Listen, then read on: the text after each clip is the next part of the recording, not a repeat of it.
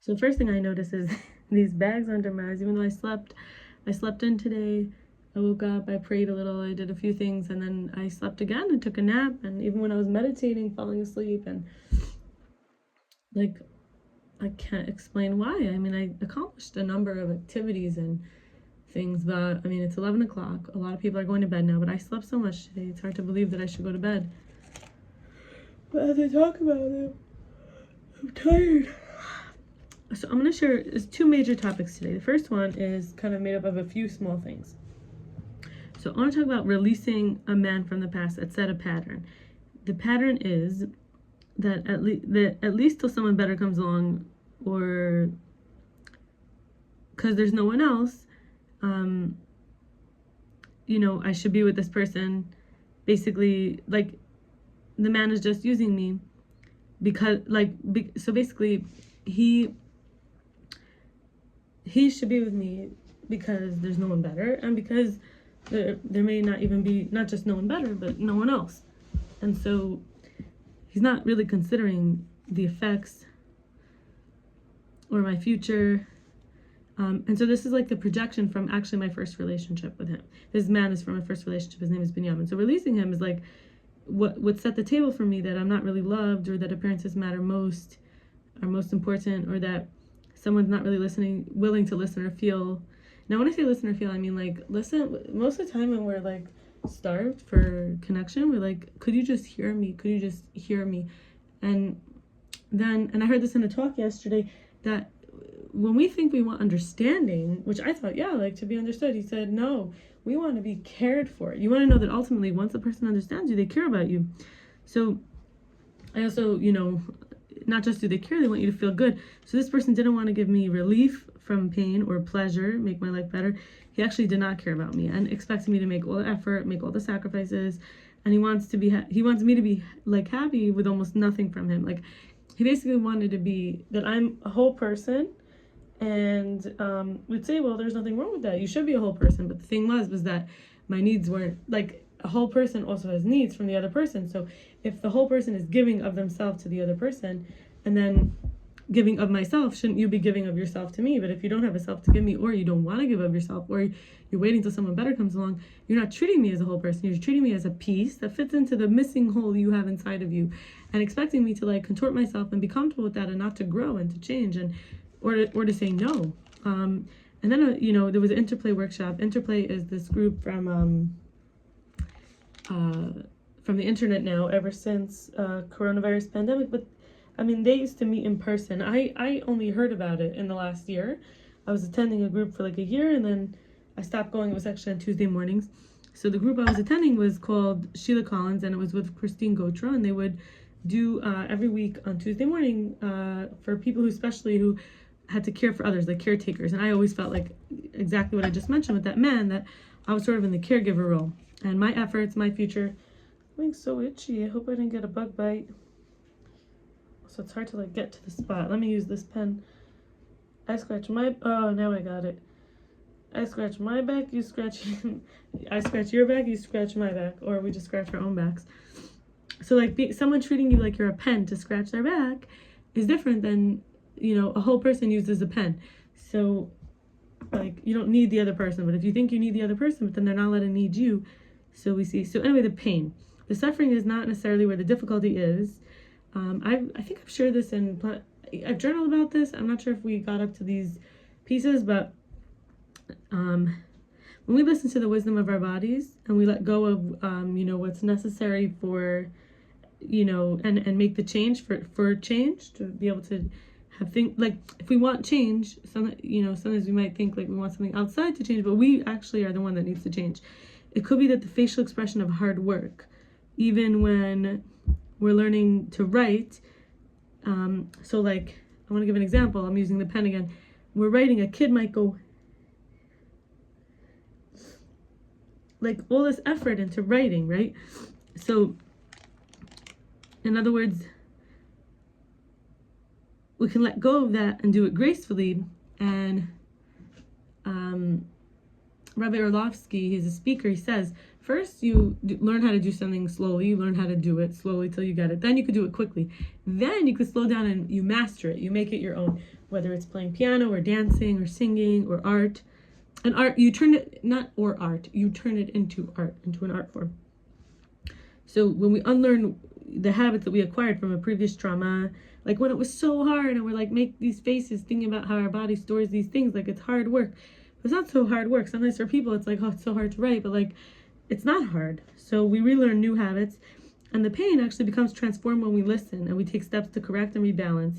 These are what we might call excesses and emissions, and that's also information for us. So there's this kinesthetic self, this creative self, feminine self, which is reflective, and we can trust in the fact that what's coming up does need to be noticed. So again, the suffering is not necessarily where the difficulty is. And then, a lot of people say, well, if you really want to connect with yourself, you should have a dream journal. And I didn't ever actually have a dream journal, but like I had really interesting dreams recently. Like there was this man with this blue garden and the neighbors a few doors away that didn't care that I moved in. And this man never went outside of the sun. And there was like a woman who was sharing a house with me, and she was building these mermaid tails made out of meat, and then like in the shape of feet. And it was like the flesh of the meat or the tail. And there was these people there that from my past, and it was like really sunny and grassy. Everyone had these big lawns, and there was a whole nother world in the backyards. And then there was like this man I had met. He had become a waiter in a restaurant, and so many different dreams. There was more last night. I can't remember at the moment. But there was one dream I remember I wrote down, which was that I'm a program or programs. I was seeing myself do amazing things, like an extremely impressive being, but the abilities being latent, and there's a system in place that may try to prevent me from acting them out and seeing my full potential. So a theme in that dream was feeling separated from my group, feeling exposed or on display, and feeling there was nowhere to go to rest, nowhere to get privacy, no space. So you could see that the dream itself was not where the suffering was, but this pain had to come up somehow, and I had to feel those feelings. Now, that's often like the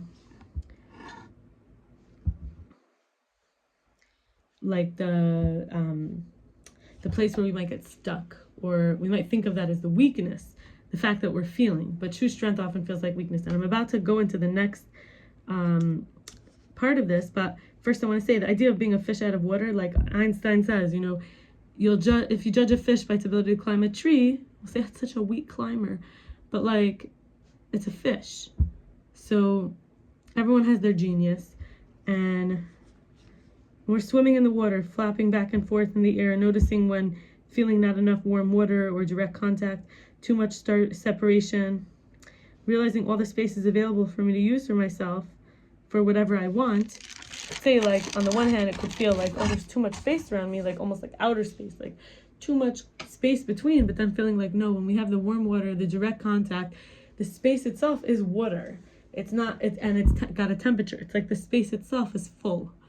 And we can connect with the environment and the space itself. It stops to be something negative. It starts to be that we could take up the space. So that's, for example, where a weakness, where something that seems negative could be positive. And I want to share, my cousin was very triggered by this, but I had posted, it's the second time around. The first time I did this, I'm going to share today the answers I got. The second time I did it, I barely got any answers, but I didn't do it the same way. Last time I directly asked people in my life. The second time around, I posted it on a WhatsApp status, and I got almost no responses because people don't always see WhatsApp status, and if so, they don't really know what it's about. So I will say that my cousin said, like, so the question was, and this is from the Altruist Calendar for Happiness. It's an organization, and every day of the year, they have a theme for each month. You have a task you can do. So one month is called Self-Care September, and there was a day where it said, ask your friends your strengths, or ask people your strengths. So I wrote, what are my strengths? And she said, in this like tone that I couldn't hear because it was written, but like, oh, your strength is not needing anyone to tell you your strength. And I felt like, seriously? Like, I'm like, then I realized she probably thinks I'm like going through a rough time and I'm suffering, and I need to be built up. And I felt kind of bad for her because, like, on the one hand, if someone is going through that, you be kind, you tell them a million things why they're strong, remind them. And then on the flip side, I wasn't even feeling that way, but this is like your insurance policy that when you do feel weak, you have all these strengths to look at. So the bad news is I never actually looked at these, but I want to share them now and sort of like saying them out loud. I'm not sure I've been feeling so weak, but in some ways it's like I've been tired or drained, you know, having quit my job, having moved, having felt kind of lonely when it comes to my family, which is a theme I know. That's why I have this channel. And then regarding a personal connection with somebody, his name is Michael. It was very challenging for me, the way he spoke to me and the insults he gave because he was caffeinated, dehydrated, hadn't slept, and probably didn't eat right. And he was just overwhelmed, and then he had to wait, and it was late, and he was cold maybe the night before. And so there's a whole bunch of different things, and he struggles. I mean, he doesn't have a place to live properly. So he came to help me, and then he lashed out, and it wasn't helpful at all, and it really hurt me. And then another guy who rejected me, like between everything. So I feel like, why not read my strengths? Why do I have to get to the place where I feel weak before I could bolster myself? So, and maybe I'll send her this video, you know? She sent me some voice notes I haven't listened to yet, but maybe I'll send her this video and, you know, show her what's possible and say, well, look, you judge this practice, but aren't you jealous, but don't you wish you had, you know, your friend, and I'm not even so close with all these people a year later. So I would say like a year later, and I think I did this, this was my third time. I think I did this 2 years ago, and I did make a video about it. And this one I'm going to read now was the second time, and this time I did it was the third time. So actually, I guess maybe, like, she said she feels icky. There's a shame in feeling so bad about yourself. How could you tell anyone how weak you're feeling, that they should have the opportunity to tell you why you're strong? And I feel like that's the old paradigm. That's the old world. I'm not living in that world anymore. And I initiated her into the new world. So let's finish with this. I mean, it's already 11-minute, almost 12-minute video, but unfortunately, it's not that long. So it's 2 pages here. We have,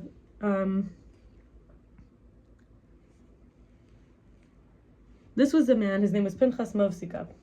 I'll share, this comes from Pinchas Movsikov, Tavi Simon, Michael Payne, Shlomo Lebronstein, Avigal Levy, and I'm not even sure that I should actually read everybody's names. I think I should just leave it. Like, I mean, those are the names I see right off the bat. But, okay, let's just read the strengths. Bold, free thinker, a real balas teshuva, with leadership skills, because I went through all the averos, which is transgressions, and know what to answer with people with experience and knowledge. I love people like the way Moshe Rabbeinu or Arizal love people. They're the same Gilgal.